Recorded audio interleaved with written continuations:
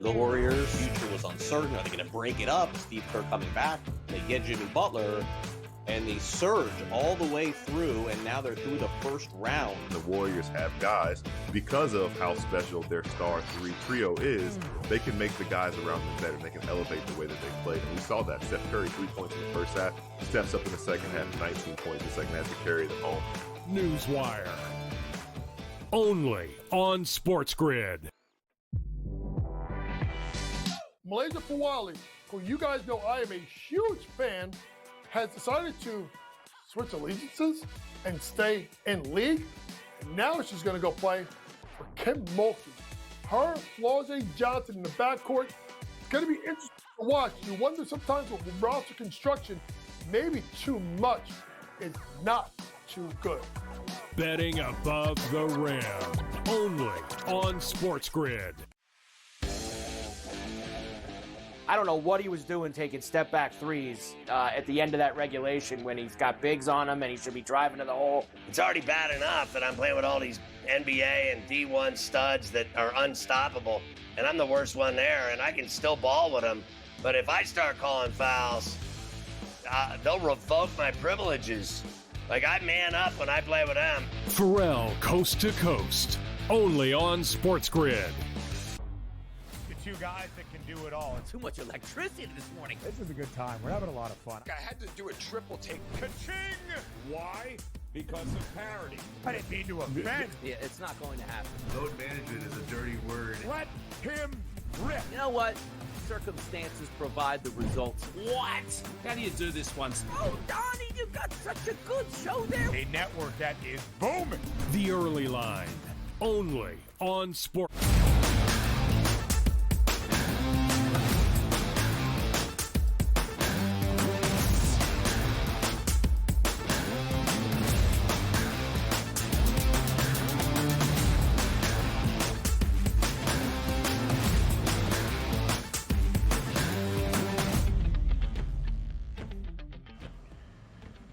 Welcome to hour number 3, live right here on this Friday morning on the Early Line on SportsGrid. He is Donnie, I am Ben. One final hour to set the stage for your weekend and send you into it here on this Friday on TEL. A lot of NBA playoff action. Of course, our man Tom Vecchio, with his prop perspective, joins us to round out this third and final hour in the week on the Early Line. We will start by looking at which playoff series has the most intrigue here after 2 games in each of our 4 second-round sets as we get ready for a doubleheader on this Friday of Game 3 action. First in Indianapolis between the Pacers and the Cavs. Indiana up 2-0 in a series tied at a game apiece as we go to Denver between the Thunder and the Nuggets. Some Major League Baseball on this full Friday slate as well. That's a third and final hour here, DRS. That's big time, man. Excited for it. Get you guys ready for the weekend. That's what the SportsGrid Network does the best. We need to keep it fun. We need to keep it entertaining, but also understand this. You don't want to miss the big events, and we're not going to let you do that. And I feel the need that. I still want to talk some fashion police right now about, my time what else back you got? in the day. And look, understand this. When the rookies show up to like pro camp, like you see, like they get the most greatest, like Shedeur Sanders when he went to his locker. Like he had like 16 shirts and hoodies already hung up. And I get so envious of that where like as a freshman in high school, you show up just hoping like you get a helmet and what these guys actually get with the cleats that they get at this time. I'm so envious. And again, being a 1990s football player, we didn't have that great of options like on cleats. Like by the time I got through to like, college football, you can actually color coordinate appropriately. I can't imagine the things that you have at your disposal right now when you show up to a pro football facility. It's got to be tremendous. Tremendous. What do you mean, man? Don't you have 5 black SportsGrid polos still somewhere in your closet? What do you mean? What's that got to do with football? My SportsGrid polos. You're still getting swag now at today's day and age. In your job now, you might not be in the NFL, but SportsGrid is still handing out merch to you. Yeah, we should have more. By the way, we should, but that was only one time. Like, when is the last time we got SportsGrid merch? Like, we should be on top, like, every week. I should get something new to rock out on the show. Hoodies with Nike on them, maybe a FanDuel logo. Like, where has that been? Like, does that happen everywhere? Yeah. Brain is percolating right now. You know how on CBS they have the CBS jackets with the logo, like, right here in the pocket? We should get SportsGrid jackets. That'd be good. The coats. the jackets, like a lot of things that used to be like wired in. The hats at that point, man, we should be represented all over the place with the Sports Grid Network. And you got to have like the official ones. Like, sometimes it'd be like, all right, here's the people that are on air. They wear these types. Then off air, who not as important as the on air people. They get different types of stuff. You know what I mean? We got a class system. Exactly. Correct. Yes. Different color scheme around the studio. Like, hey, look, man, I'm rocking the gold or something like that.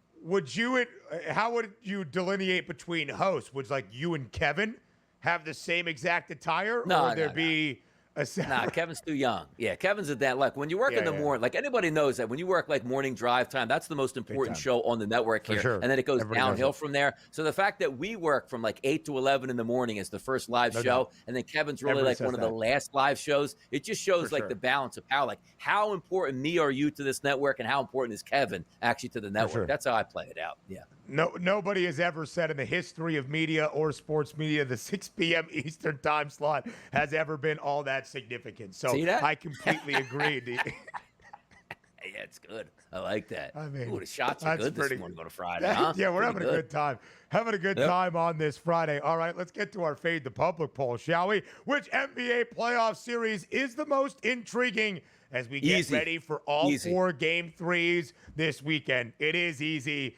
And the public is at least saying it's easy. I think Donnie is thinking the same way, but we'll find out right now from all of you in Fade the Public.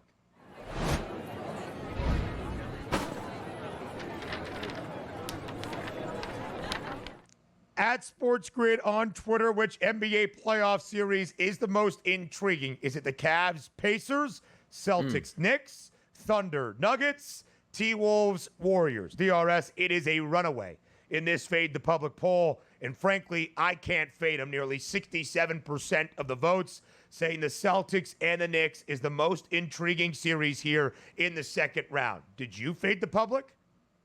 Yeah, no, I did not. I'm riding with the public here, and it brings a tear to my eye right now because it seems like sometimes, like all the sports universe like gathers together and understands the task at hand. Like we reach out to the public. There's no like way we want to push them. Like we give them 4 options. Go in your own direction, public. Let us understand where you want to be. And it comes back where we want to see the Knicks and we want to see the Celtics, even though it's a 2-0 series lead for the New York Knicks. But you know what the NBA does to us as well? They don't bury this game at 9 o'clock on a Saturday when you got better things to do. They put that bad boy at 3:30 so every single man, child, woman, sports fan, not sports fan can gather together and watch a game from the world's most famous arena on a Saturday afternoon. The ratings will be sky high. The energy on the court is going to be tremendous. The New York Knicks fans are going to bring that passion. And again, with the New York Knicks City dancers out there getting it cracking on there.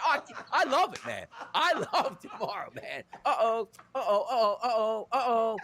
Here comes the hammer. Come on, man. Dude. We love this. We're loving this. Come on. I'm not. Yeah. Listen, I don't know if that was the Knicks City dancers or Karl Anthony Towns, but it was. Put me out there.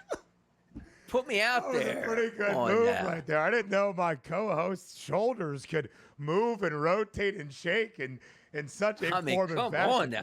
By the way, we invented the Cabbage Patch back in the day at this point. Go New York, go New York, go. Come on, man. Let's get into it for tomorrow. I love we are the New York Knicks. This stuff. Yeah. Oh, man, that really got me seeing the shoulders right there. We haven't seen shoulders like that on the SportsGrid network since the previous Best Bet segment a long time ago. Oh, man. DRS, that was really good stuff. I also love you got a small glimpse into Donnie's primetime programming and how he sees sports media. Drive time starting at 8 a.m., far more important than the 6 p.m. Eastern time block. And prime time on a Saturday is 3:30 p.m. Eastern. That is how Donnie Right Side sees the sports scheduling. I'm excited, man. I'm going to be there. I'm not going to be at Madison Square Garden. You're going to be somewhere in New York City. I'm not going to go close enough. I'll be somewhere in New York City enjoying a cold one and watching that game because it is going to be electric. Yeah, please. We used to have a big budget for you on this network with Benny and the Bets. Benny and the Bets to reappear on a Saturday afternoon outside the Garden for Knicks and Celtics. Look, I'm not saying you got to work extra. I'm not saying producers should be throwing footballs to people in the street. I just need the information for the people outside of the building to get involved. We should have a man on the streets on that. Oh, my goodness, this stuff will be great. if there was ever a time to return Benny and the Bets, maybe tomorrow it would be. But you great already segment. said you want to do it, right? Maybe Donnie and the Bets comes back. Donnie's right side. He's out there in front of MSG just talking to every Knicks fan he can find. Or do I just hang out in Marlton and continuously ask my wife questions about the Celtics and the Knicks game tomorrow? That would do ratings right there. You want to get good opinions on that game? That would do some ratings. Trust me on that, people. It would. What would Mrs. Rightside have to say about Game 3 between the C's and the Knicks? Get me off camera. What are you doing? Like that's the answers that you would get right away. If you wouldn't even get any analysis from the game. Knicks, Celtics, who are they? But more, get that camera out of my face. That's what it would be like. Gotcha. Yeah. Record-setting numbers, to say the least. By the way, for what it's worth, I voted for the Knicks and Celtics series. No disrespect to any of our others, and they are going to be great. I really hope the Cavs make it interesting against Indiana. I'm a little bit fearful given how banged up the Cavs are right now. Donovan Mitchell, by the way, playing through a calf strain, not nearly at 100% despite a 48-point performance in game number 2. I do think the Thunder win the series rather comfortably against the Nuggets, but at any time you have Nikola Jokic, you do ask the question. And I do think without Steph Curry, it's just too much for the Warriors to overcome against a talented T-Wolves team. I really do think, DRS, we see 7 games between the Celtics and the Knicks. And JY hit the nail on the head. I thought with the Knicks taking a 2-0 series lead, even if they had split the first 2 games in Boston, but being up 2-0, tomorrow's about to be insane. Major League Baseball preview next.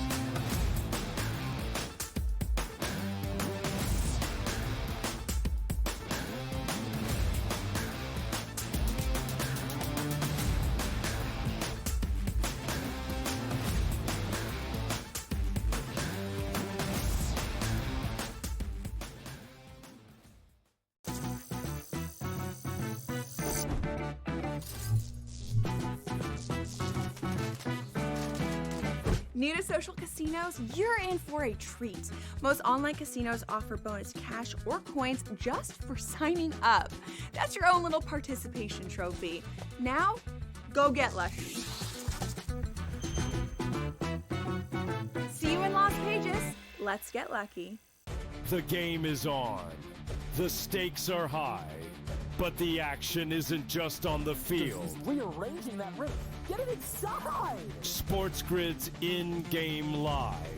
Your ultimate second screen experience. A little flyer, couple 15.5-point live line. Every prop, every play, every day. Anything can happen. That's complete chaos. It's smarter to be on SportsGrid. Dr. Dre said at one time here, James Wood, always up to no good, man. I like a couple players in that lineup, man, on a day-to-day basis can really get after it. Again, playing good baseball, 15-19 overall. We'll see how they pursue. The Reds.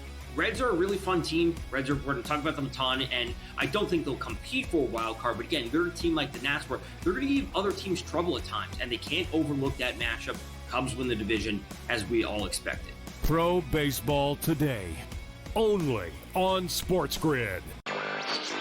The Warriors' future was uncertain. Are they going to break it up? Steve Kerr coming back. They get Jimmy Butler, and they surge all the way through, and now they're through the first round. The Warriors have guys, because of how special their star 3 trio is, they can make the guys around them better. They can elevate the way that they play. And we saw that. Steph Curry, 3 points in the first half, steps up in the second half, 19 points in the second half to carry them home. Newswire, only on SportsGrid.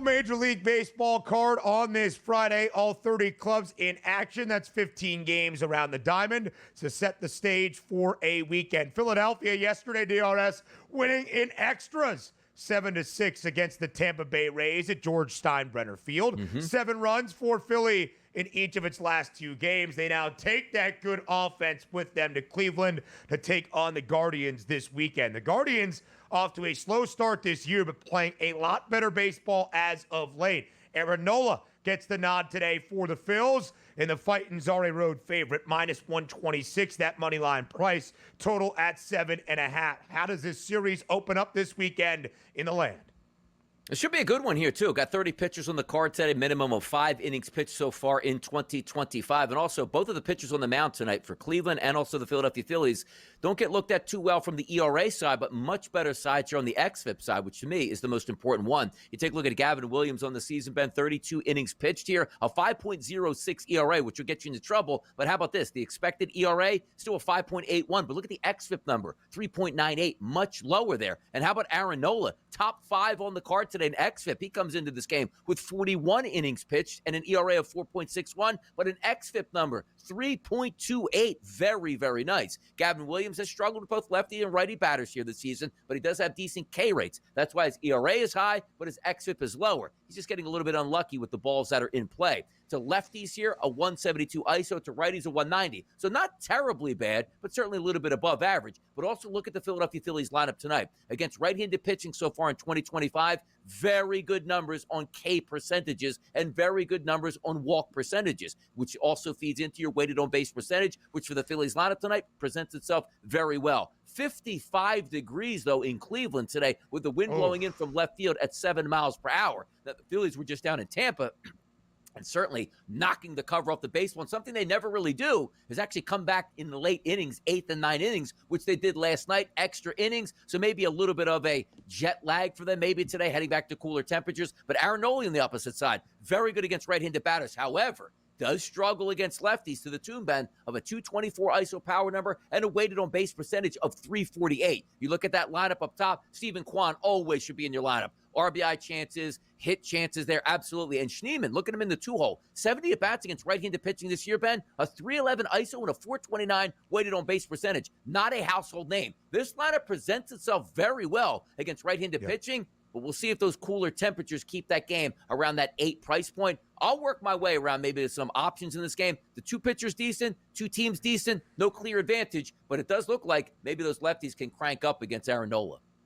Some cooler temps as well here along the Eastern Seaboard on this Friday, but we're hoping those go away. Saturday and Sunday expected to be lovely. Dating back to the second game, DRS, last weekend for Philadelphia in their series against Arizona, the Phils have scored 7 runs at least in 5 consecutive games. They swept the Rays this week in Tampa. They have won 9 of their last 11. The Guardians, with the day off yesterday, still have won 7 of their last 9. After a 3-6 start, first 2 weeks or so of this MLB campaign for Cleveland, they're 19-9 since to be a winning baseball team at this moment. I mentioned a couple of teams around the AL Central trending in a positive direction. The Guardians, the Tigers atop the AL Central, the American League matching the Dodgers at 25-13 for the best record in the Bigs. And the Kansas City Royals have won 6 in a row in 15 of their last 17. Will it be 7 straight today in KC? Mo, a slight pick'em underdog at home in Kauffman now against the Boston Red Sox. Total stands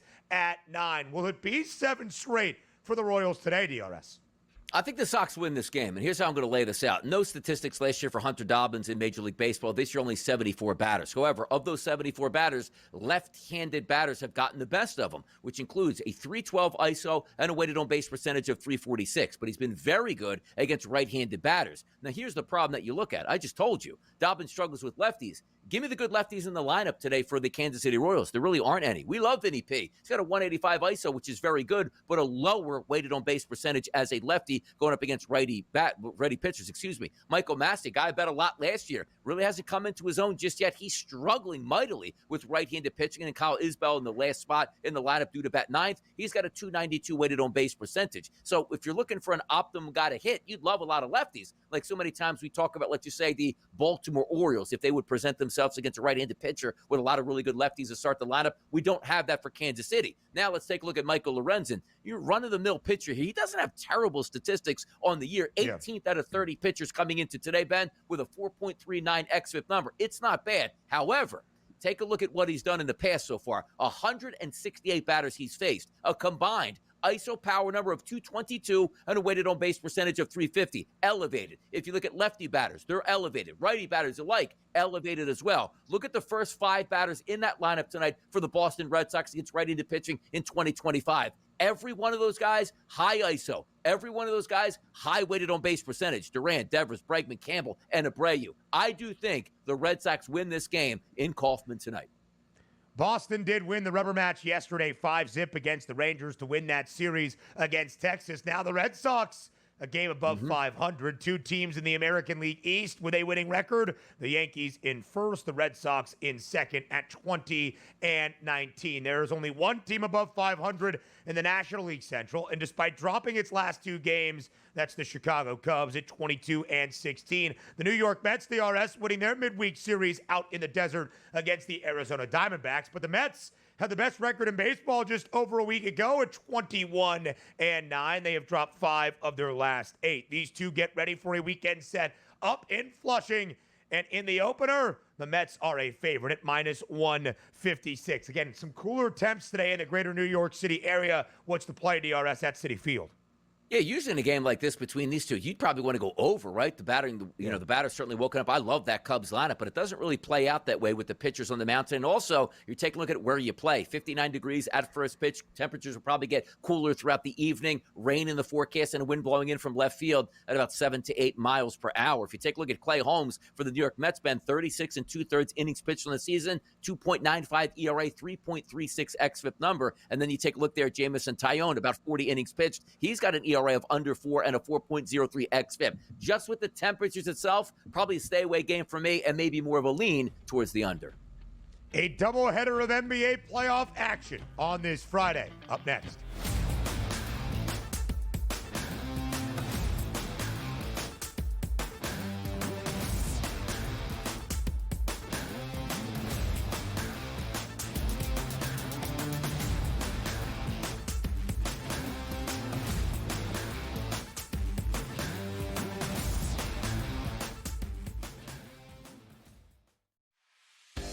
You don't think that there's something to the fact that they blow all these leads against the Edmonton Oilers? It's like the Oilers could be down 4 goals and they come back like it's nothing. We got a series now. I think this thing is going to reset, Scott. I think home ice advantage is going to hold true in this series. I think I told you that last week. I'm expecting this. I picked the Kings in 7 before the series started, and it's like plus 700. Pharrell Coast to Coast, only on SportsGrid. Under him was Sharon Moore, who also participated in the cheating scandal with Connor Stallions. So you know what happens to him? He doesn't lose his job. He doesn't get a 10-year show cause. He gets to keep his job, and they go, we're just going to suspend you for 2 games next season. Now, all of a sudden, they're coming out with everything that we knew to be pretty much true when it was happening. Yeah, they were cheating. It was like Belichick and the videotapes, right? The Early Line, only on SportsGrid.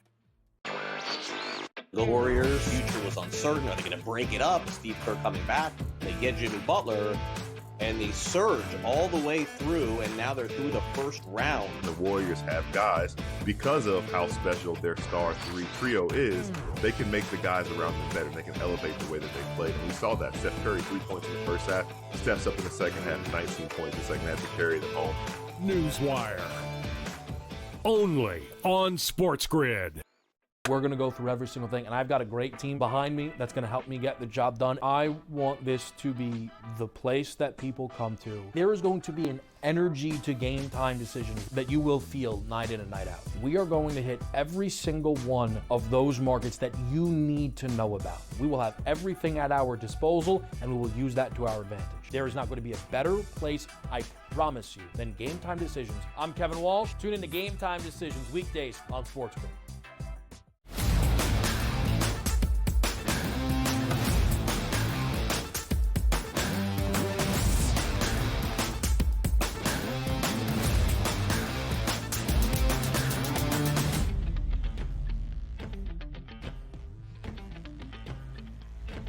A doubleheader of NBA playoff action on this Friday night. 2 game 3s in a new location for the first time in these second round sets. We go to Indianapolis up first It's the Pacers and the Cavaliers. Despite being the number 1 seed in the Eastern Conference, Cleveland in an 0-2 hole. In dramatic fashion in game number 2, the Pacers down by as many as 20. Late in that third quarter, they rally all the way back. They were trailing by 7 with just over 47 seconds remaining, but Tyrese Halliburton hitting that game-winning 3 for Indiana. So the Pacers return to Gainbridge Fieldhouse up 2-0 in this series, and yet an underdog tonight, DRS, for Friday's game number 3. A 3-point spread is now 3.5 in favor of the Cavaliers. I asked JY this question earlier. Of course, Darius Garland, Evan Mobley, and DeAndre Hunter all did not play in game 2 for the Cavs. Is that 3.5 point spread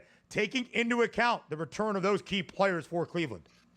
I really think it is, because that's the only thing I can think of. You take a look at 2 games that the Pacers won, and yes, you're still looking at the algorithms throughout the series and how it was supposed to turn out. Maybe an easier victory for the Cavaliers now they're down 0-2, but you still have to price it somewhat according. But at the same time, I look at that price and say, okay, let's just say the opening number goes at, let me just get it real quick, 1.5 as the opening, because we didn't know who was actually going to play in this game. FanDuel New Jersey we're talking about. Now it's up to 3.5. Other outlets, Ben, showing as high as 4. So the expectations is, yes, it is a kitchen sink game here for the Cavaliers because they can't go down 0-3, but also the expectations are we're going to rush some of those guys back that we might have been able to slow play maybe an extra game or 2 if it was 1-1. I don't know if that's a good situation or not, because if you get a player that's not at their 100% peak, you're actually doing a disservice to the team itself. But I look at that strong line here on the road with the expectations the Cavaliers should win. Are we down to them? No. They were the number 1 seed in the East. They should technically be favored, but I'm not buying in at this point. This is the perfect spot for the Pacers. Says, we just stole game 1 and game number 2. Now we're headed back home, and we're supposed to get beat by you, and the series is supposed to be extended. You're going to be angry as a Pacers fan, saying, why are we underdogs in our own building, where it's not like, oh, we were bad during the regular season. You had a very good home record here, and we're the healthy team, and you're not the healthy team. I want to see where this ends up from game time, because for me, I'm looking to take the Pacers. You know, good news for a Pacers backer will be everybody plays for the Cavaliers and sends that price point to 4 and 4.5, as if the Pacers can't beat them full gas. Yes, they can. That's the angle I want today. I'm looking for the Pacers, but I think I can get a better number than the 3.5 right now at the FanDuel Sportsbook, even later in the day, Ben. Both of the opening 2 games of this series so far have skied to the over. In fact, Indiana has played to the over in 5 of their 7 playoff games so far in this postseason. Cleveland over in 5 of their 6. Cleveland has not been an underdog at any point of this NBA postseason. That should continue tonight, even on the road in Indianapolis. The Pacers, as a dog, 3-1 both straight up and against the spread here in these NBA playoffs. And all year, DRS, outright, Indiana is 18-17 straight up as an underdog. 2 teams around the association all year long, a winning record outright as a dog. The Pacers at 18-17, in the Thunder 2-1. The Pacers have been tested as a dog, and they continue to win outright. Again, highest points prop tonight, Donovan Mitchell, 29.5, with nobody along with him basically in game number 2, scored 48 points, but still not enough. Evan Mobley and Darius Garland, both 8 points prop, 17.5 for Mobley, 16.5 for Garland. But DRS, as we saw, that was the same story when we were together on Tuesday morning in New Jersey. In Garland, Mobley, and DeAndre Hunter, all late scratches. Exactly, and that's what you have to wait for. You'll get some news a little bit later in the day, and those numbers will certainly change. But the one thing we do know at the FanDuel Sportsbook, where the money's coming in, it's piling in on Cleveland. 65% of the betting tickets coming in on Cleveland, 77% of the money. That's a really good split, which means the money and the tickets are coming in. That line is probably going to push itself even higher once the public gets off from work, gets home, opens up that laptop, and figures, oh, everybody's playing for Cleveland. No way they can lose this game. That number should go higher. I'm not saying Cleveland can't win this game, even if some of those injured players are playing and aren't 100%. They're a good ball club. It's what they're supposed to do. But I do think there's a lot of Pacers disrespect, which even coming into the playoffs as more of an afterthought, that's no big deal. They won 2 games against the number 1 seed on their home court, and you're not giving them a lot of respect. That fan base will be fired up. That team will be fired up. I need to see where this number goes tonight. But one thing's for sure, the public is loving the Cleveland Cavaliers tonight and backing them with their money. A little bit surprising as well, given that Indiana took both games in Cleveland the way they did, and some questions around the Cavaliers from a health perspective. At least DRS, in terms of recent playoff pedigree, The Pacers more proven. Reached the Eastern Conference Finals a year ago. The Cavs have been ousted in round 2 each of the past 2 seasons. To Denver we go up next.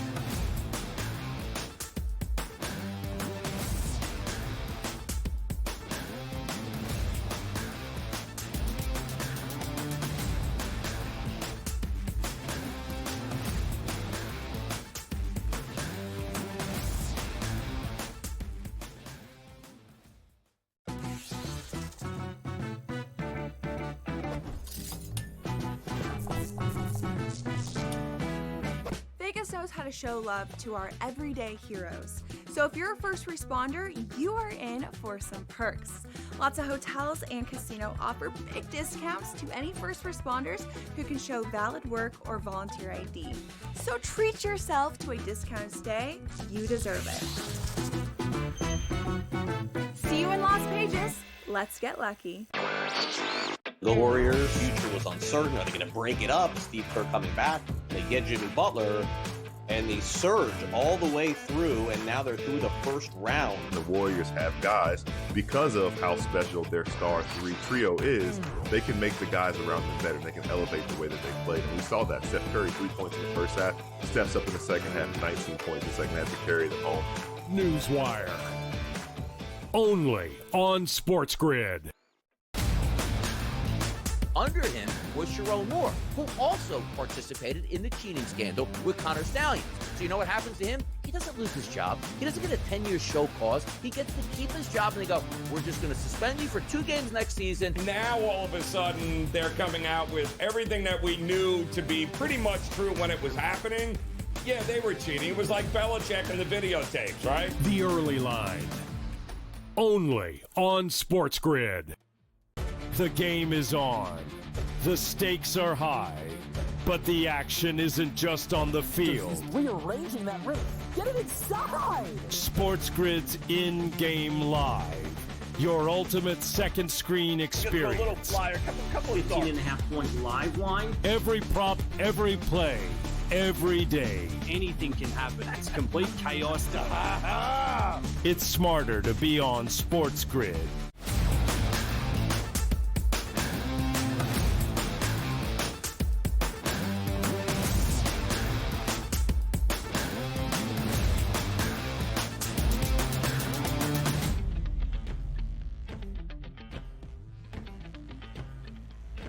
A doubleheader of Game 3s on this Friday night in NBA playoff action. A change of venue. How will it change the series? The Cleveland Cavaliers, a 3.5-point road favorite in Indianapolis against the Pacers, despite having some injury questions in being in an 0-2 hole. We are tied in our other series around the postseason tonight as we head to altitude, Denver, Colorado, as the Nuggets play host to the Oklahoma City Thunder. Of course, Denver stealing game number 1 from the grasps of OKC in OKC, down by 13 with just over 6.5 minutes remaining. The Aaron Gordon game-winning 3 with 3.1 left. How would the Thunder respond? Still a relatively young playoff team in game number 2 by winning by 43 points. So what does that allow us to believe entering game number 3? The Thunder, a 5.5-point favorite tonight against the Nuggets, a very high playoff total at 232.5. Slightly down, but still north of 230 in the postseason.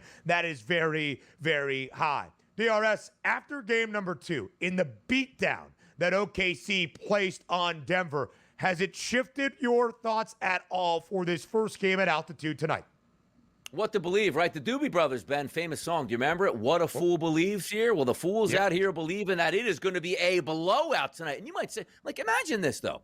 The Denver Nuggets are 1-1 in a series. The Denver Nuggets are at home. The Denver Nuggets are healthy. And the Denver Nuggets now are getting 5.5 points here at the FanDuel Sportsbook on the live number with no end in sight. You look at the betting statistics here at FanDuel, 61% on OKC, 74% of the money on OKC. They can't get enough of it. And sometimes you do look at recency bias, which is so dangerous in the NBA playoffs because, quite frankly, nothing really has been paint by numbers in this second round at all. Expectations for teams to easily dispatch of their opponents, just get me to the Eastern and Western Conference Finals. That hasn't happened right now. And you're looking at teams in for fights. But the fact that the betting public is so sure that game number 1 was a fluke and the game number 2, Ben, was the actual real series beginning that showed that Oklahoma City was the better ball club. You're in elevation. You're now rested and ready on even footing with the opposing team, and yet you're getting the 5.5, so will they end up at 6s? That's what I'm sort of stunned with, because usually, what did we see also in game number 2, Ben? A complete role reversal of the public.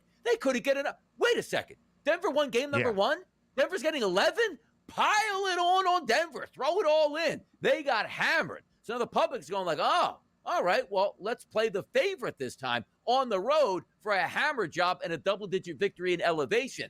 Buyer beware at that point. Am I saying right now, Ben, I absolutely love the Nuggets? No, I'm not. I think OKC's the better team. But the public swing on, boy, we can't get enough of the Nuggets with the points. To now like, whoa, I need at least 12 to get back involved with the Nuggets at home. It's kind of crazy.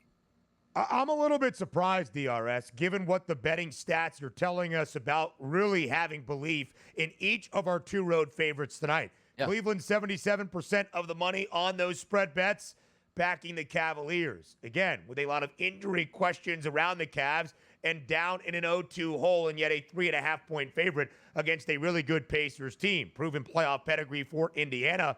Of course, that is still the same championship caliber we saw out of Denver in game number 1 in Oklahoma City. So more than 70% of that money backing OKC now. Just not, I wouldn't mind if it was 53%. All good by me, DRS. But that's strong of a belief in the Thunder to cover and win in an onslaught. Just because what we saw in game 2, I'm a little bit hesitant. Again, I think OKC wins this series in 5 or 6. I don't even think the Nuggets can force a game 7. But that's a lot of love for Oklahoma City tonight. You want to take a magical guess what SGA's points prop is for game 3? I didn't see it yet, but I'm going to say 31.5. I didn't see it, but I'm going to say 31.5. 32.5 for Shai Gilgeous-Alexander, who has scored at least 31 in 4 consecutive games, but never more than 38.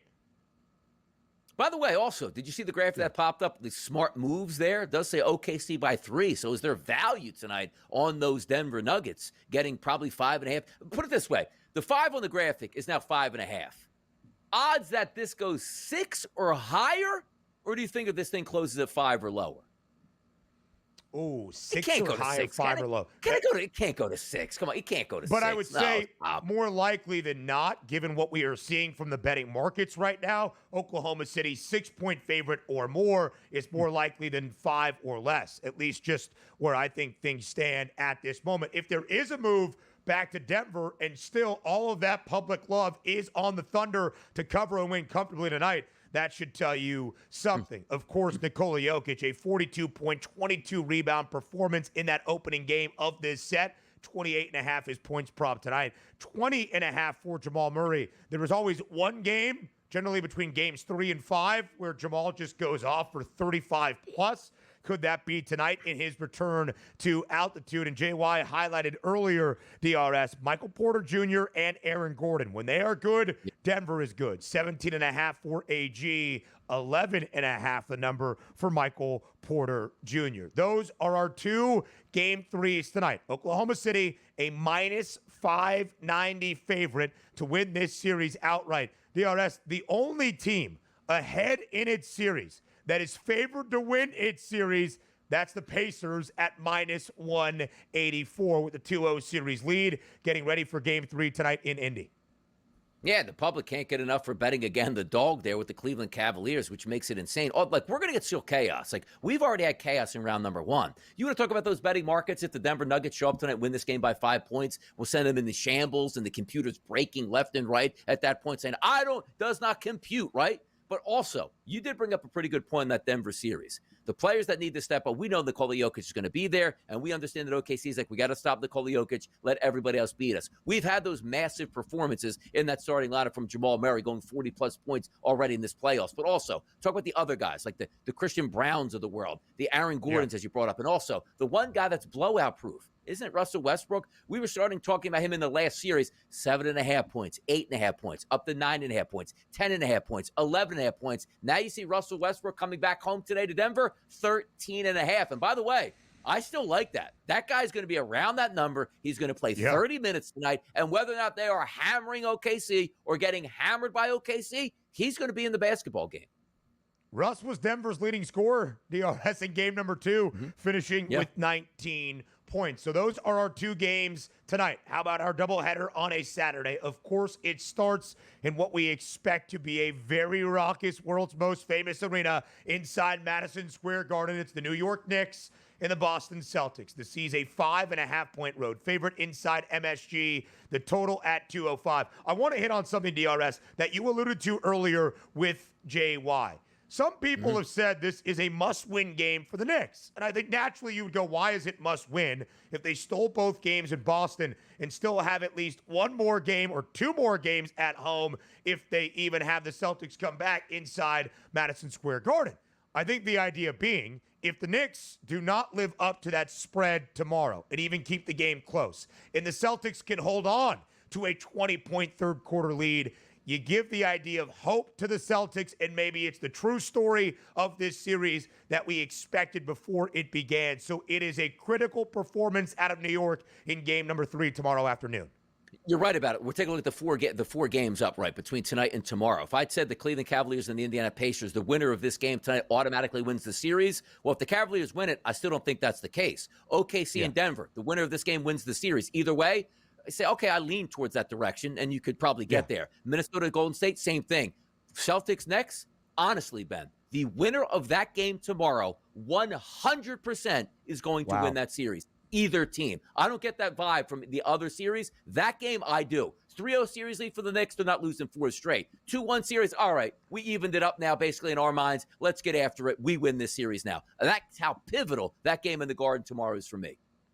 Yeah, I completely agree, DRS. And the Celtics, unlike yesterday in the immediate aftermath of Game 2 in Beantown, are now a slight series outright favorite at -116. Minnesota, 5-point road favorite tomorrow night in San Francisco. The prop perspective with TV Tom next.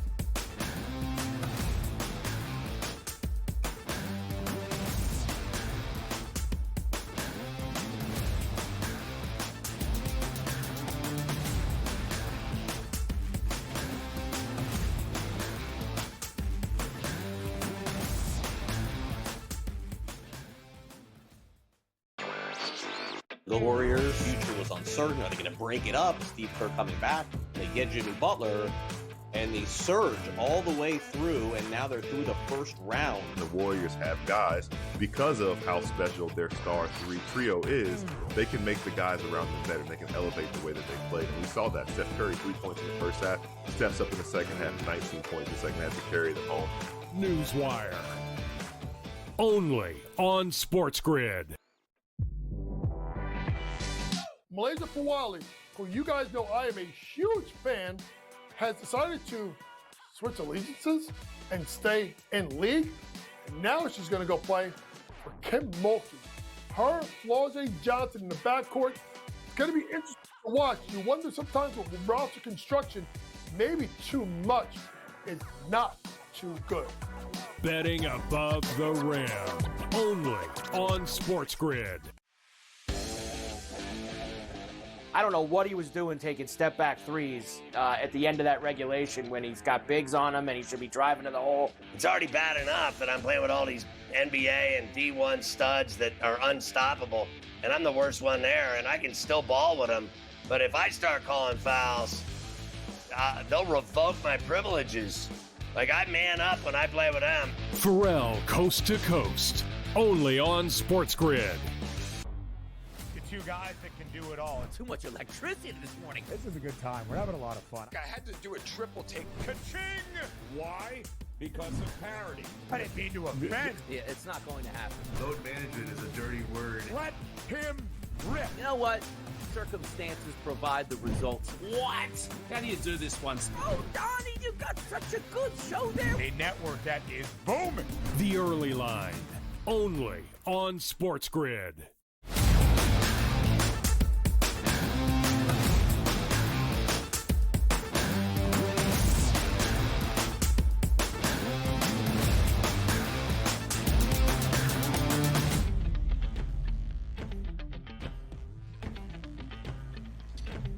The prop perspective on this Friday to set the stage for tonight and the rest of the weekend. That's the music of TV, Tom Vecchio of SportsGrid, live right here on this Friday on the Early Line on SportsGrid. Tom, as always, we appreciate the time. The jack of all trades is up in a doubleheader of NBA playoff action, a doubleheader on the ice of Stanley Cup playoff action, and plenty of plays and picks for you as you enter the weekend. Tom, thanks for being here. Of course, thanks for having me. New day, I guess, Friday. I'm here on a Friday instead of a Thursday.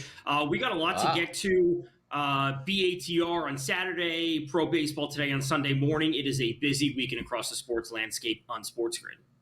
Vecchio, you know the trip to Bellworks. You know what it can be. It's what we had to do the last few days to be in person, in studio together. Glad to have you here on this Friday. Let's start with our first game of two in the NBA postseason. Game number 3 tonight in Indianapolis, where the Pacers return home up 2-0 in this second-round series against the Eastern Conference's number 1 seed, that being the Cleveland Cavaliers. But just because the Cavs are banged up, Darius Garland, Evan Mobley, DeAndre Hunter, all missing out on Game 2. And just because the Cavs are down 0-2, Vecchio, does not mean the Cavs are now an underdog on the road. In fact, the line working to Cleveland, 3.5-point spread now in favor of the Cavaliers. Total stands at 228.5. Where do you start your breakdown for game number 3 tonight in Indy? I think it has to start with the under. And given what we've seen over the first 2 games, the lack of health from the Cavs overall, this is not a spot where they want to, I would say, increase the variance and turn this into a shootout as kind of what we saw to end some of those recent games. They're not at full health. Are these players going to play? Even if they're out there, what capacity can they bring? You know, we're seeing massive performances from Donovan Mitchell, but at the end of the day, like, that's not good enough if they're not at full strength. So slowing down the game for the Cavs, relying on their defense, which I do think is still very strong, that has to be the main course for them winning this game. And whether they cover or not, whatever it might be, they fall behind early, they come back, blow a lead. The Pacers blow a lead. We don't know what's going to happen in the NBA playoffs at this point. But slowing the game down, bringing in the 3-point shots, I would say, and decreasing them from the Pacers side of things in terms of the Cavs defense. That's what I think should be their focus. And then really relying on Jared Allen and Donovan Mitchell to do their thing, pile up the points, and grab rebounds, and do not allow the Pacers to get out and run. Yeah, the big options there for Donovan Mitchell on the FanDuel Sportsbook. Bet him to get 50 points is a crazy number. And also to hit 8 3-point shots tonight, something he's really struggled with. It's like 17 or 18 to 1 tonight. We're expecting a big night, at least a big usage night for Donovan Mitchell. But if we look at game number 2 tonight on the doubleheader, Tom, it's OKC and it's Denver. Looks like the people are saying, why even play the game? It's an easy victory for OKC. On to game number 4 we go. Your opportunities tonight, looking at maybe a side total or a prop for a 5.5-point favorite for the Thunder and a total hefty 232.5. Yeah, I think it's a good spot for Denver, actually. I do like them at +5 or +5.5, wherever you might be able to get them. They got blown out in that game. Obviously, some of the stats from that game, you really can't take at full face value just because they pulled some of their starters at a certain point. They're at home. They play great at home. They defend home court, obviously at altitude. I like Aaron Gordon tonight. Over 8.5 rebounds plus assists. I was on him on game 1. He had 15 combined. He had 14 rebounds alone. Last game, he had only 6. Again, game got out of hand. The game script wasn't there for him. I see this as a bounce-back spot. And again, this is another spot where it has to be about defense tonight. It doesn't have to be about Gordon knocking down threes. It doesn't have to be about, jumping to 20, 25 points, whatever it might be. It has to be about doing the little things for Denver. Right? And I think it has to be a full team effort, whether it's MPJ, whether it's Westbrook off the bench. I think the combined stats are far more interesting rather than one specific player's just points, whether it be Murray or Jokic, whatever it might be. Everyone else has to do just a little bit more. And I think the rebounding and assists will really shine through for Gordon. If we do see Jokic, MPJ, Christian Brown, whatever it might be, knocking down threes, that's where the assists will come through. And again, I like the under in this game. Don't let the Thunder get out and run. Both of the home underdogs tonight are very good underdogs all year long. The Pacers, one of two teams, along with OKC, in only 3 games for the Thunder this year as a dog, with a winning record straight up as an underdog. Indiana 18-17, 3-1 throughout this postseason run. Denver 14-12-1 against the spread as a dog this year. 13 of those 14 an outright win. Tom, strictly from the prop perspective, what are your favorite 2 bets for tonight's doubleheader of action in the NBA playoffs? Yeah, just mentioned Aaron Gordon over 8.5 rebounds plus assists in that first game. Pascal Siakam under 18.5 points. He's had 17 and 12, and this is kind of credit to the Pacers overall, where they're getting an immensely well-rounded team effort. It's not just Halliburton. It may be Halliburton in the highlight moments, but it's a little bit of Halliburton. It's a little bit of Siakam, Naismith, Nembhard. Throw in Miles Turner in there. Like, they're getting a very well-rounded effort. And again, because I'm expecting the game to fall under overall, and I want to be taking a player that has a good usage rate when it's all said and done with Siakam, but under 18.5 points for him is one of my favorites today. NBA action tonight. Let's get to the ice because we got a doubleheader tonight, which includes a must-win situation. The Toronto Maple Leafs up 2-0 on Florida. Hey, they should wipe them off the earth tonight. Nope. How about that price point? Live minus 220 as a favorite here for the Florida Panthers. So you take a look at that price point of minus 245 you see on the graphic. It is dropping. Maybe there is some sanity out there and a total of 5.5. Does Toronto get a 3-0 series advantage, or does Florida come back here with a champions fight? I think Florida wins, but if we're being realistic about things, getting a nearly 2-1 number, wherever it might be right now, in a playoff game, I think is just objectively the right side to be on. So I think Florida wins. I don't want to bet on them at minus 240, minus 225, whatever it's going to end up being today. So Florida at home, horrible 2 games from a defensive side of things. Their offense was moving the entire time, really. They're putting up 3-4 goals a game, which is great to see. They're on home ice. The preferred line change. This has to be an offensive first game for them. I know they would want to slow the game down, reel in the Maple Leafs offense, but ultimately they need to put the pressure on the Maple Leafs defense, which again has been pretty suspect. They're still scoring 3-4 goals, the Panthers this is. So turning to Joseph Woll, the goalie for the Maple Leafs, for over 26.5 saves. I expect Florida to move on offense. I don't know who's going to be doing the shooting, plus a lot of these lines are minus 150, minus 160 on the overs for Carter Verhaeghe, Matthew Tkachuk, Sasha Barkov, whatever it might be. I just think the shots will be there for them. So let's turn to Woll on the Leafs side of things for over 26.5 saves. Total is 5.5 for the game tonight in Sunrise, but the over has the hefty juice at minus 130. At least 7 goals combined in each of the first 2 games in Toronto. This is where we bid Donnie right side adieu. The RS have a great dancing weekend, my friend. I look forward to you watching the Knicks and the Celtics in Game 3 tomorrow. Enjoy Moneyline. Vecchio and I round out the show. Up next.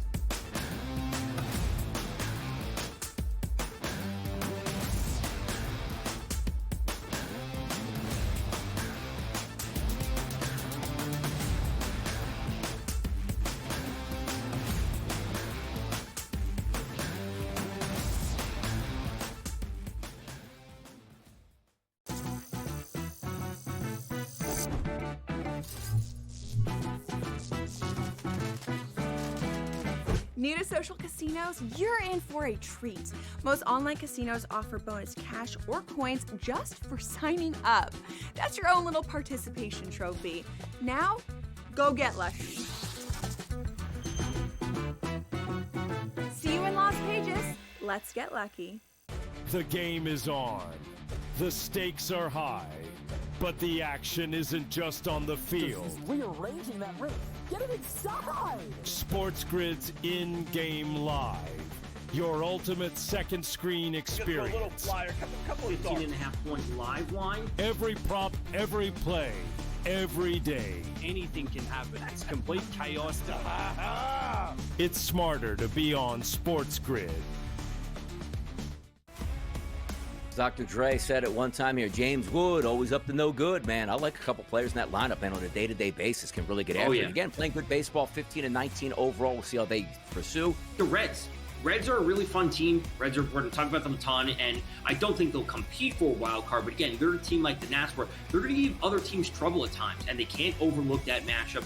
Cubs win the division, as we all expected. Pro baseball today, only on SportsGrid. The Warriors' future was uncertain. Are they going to break it up? Steve Kerr coming back. They get Jimmy Butler.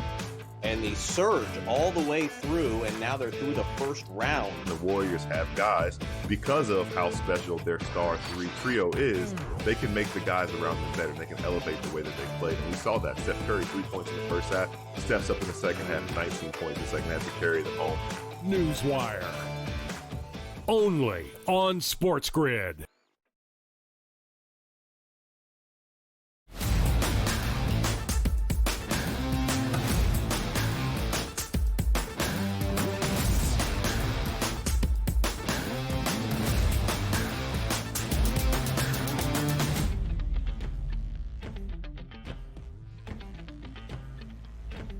Two games in the NBA playoffs on this Friday. 2 games on the ice in the Stanley Cup postseason. Vecchio gave you his thoughts on game number 3 at the home of the reigning Stanley Cup champions, the Florida Panthers, in an 0-2 hole as they return to Sunrise, taking on the Toronto Maple Leafs. The Leafs just 2 wins away, Vecchio, from their first conference finals appearance since 2002. Our nightcap tonight back up above the border in Winnipeg. The Jets, who lost game number 1 to the Dallas Stars at home tonight, trying to even up this series. Winnipeg, a -134 home ice money line favorite. What do you expect for game number 2 if Mikko Rantanen is on the other side for Dallas? This is a tough game for Winnipeg. Like they're playing solid, but it's not good enough. And Dallas has all the momentum right now, coming off that Game 7 win. Obviously, the winning Game 1. Rantanen, as you said, putting up hat tricks in back-to-back games. The Jets need to win this game. Like I want to say, like this is a borderline must-win. I know that might be a bit of an exaggeration, but you can't be going down 0-2 on home ice. So I like first period under total goals. Under 1.5 at -102. However, if there is a chance to get a live under 6.5, that's where I want to look. It's 5.5 right now at -122 for the over. So if there is an early goal, I do want to jump in at under 6.5 live. I would be willing to play the under 6.5 live up to a -140 thereabouts. So the Jets need to score first. That's what it really comes down to. They can't be falling behind on home ice down. So I would like to see them score first in the first. It still hits the under 1.5, and we get a live under 6.5. That would be ideal. Whether or not that happens is yet to be seen. Yeah, and finding somehow, some way to try to slow down Mikko Rantanen, who, of course, becoming the first player in nearly 40 years to record back-to-back games with a hat trick in Stanley Cup playoff action. He has also scored in 4 games in a row for Dallas. So now, Vecchio, as we go big picture, updating those Stanley Cup odds, the Oilers up 2-0, stealing both games in Vegas, including an overtime thriller last night against the Golden Knights. They are the Stanley Cup favorites, 30 cents in front of Dallas, who has the chance to take a 2-0 series lead on the road as well. The Canes splitting with the Caps in D.C. The Leafs winning both games in Toronto. Those are the 4 best prices right now to hoist Lord Stanley's Cup. Where do you find the value in those Stanley Cup prices? Honestly, I still think it's with the Capitals. I kind of been mentioning them throughout the season where they weren't respected enough. We saw the Canes, we saw Florida up there at a certain point. We saw Tampa up there at a certain point. The Caps had a home ice or have home ice throughout the Eastern Conference if they make it that far. They played so much better in Game 2 compared to Game 1. And yeah, the Canes are going to be out there taking a ton of shots and a ton of shot attempts. That's what they've done for years at this point. But the Caps defense was so much better last night. And at a certain point, I think the Canes are overvalued in the marketplace. I think Toronto can give them a run for their money. But when we're talking about the odds, getting a 12-1 price for the Caps or thereabouts, wherever you can find it, I think that's a great spot to look. And Vecchio, you see the Jets right there as well with a very long price. Winnipeg in danger of falling victim to the President's Trophy curse with the best regular season record. Nobody since the Blackhawks in 2013 has won the President's Trophy with the best regular season and won the Stanley Cup. And if the Jets are ousted, as the odds are predicting here in round number 2, 10 of the previous 12 winners of that President's Trophy done by the second round of the Stanley Cup postseason. How about the NBA championship odds at this moment? Now a gap, Vecchio, for the Thunder in front of everybody else, including the Celtics. Where's the value in the association? Do we want to go to the Knicks? Do we just want to buy into the narrative that if they get this done, we also got to be looking at it from not just what the Knicks are able to do, but if the Pacers are able to take down the Cavs and the Knicks do win, both of those two Eastern Conference teams are going to be lopped off, right? So I think there's value in either the Knicks or the Pacers. It's kind of just, salt to taste, pick which one you like, because if they both advance, those two options are gone. Those two options are dead in the water. Now, can you say that the Knicks are not as good as the Thunder? They struggled against them this year, this, that, the other thing. Sure, I do think the Thunder are by far better compared to the Timberwolves. So I think the prices on those are accurate. But man, if you want to take a shot on the Knicks or the Pacers at this point, it has to be done before tonight, or today, tomorrow, if they do come away with wins, because those prices are going to drop. Completely agree, Vecchio. And on the other side, even if the Cavs or the Celtics rally from a come-from-behind victory in these series, if one of the two teams that is up 2-0 right now wins that set, they might have an easier game or an easier series than they would expect for that next one. It is very interesting right now where the prices stand about midway through the second round of our postseasons. Tom Vecchio, can see him all weekend long here across the grid. And that does it for us here on this Friday on the Early Line. Everybody have a great weekend. We'll talk to you on Monday.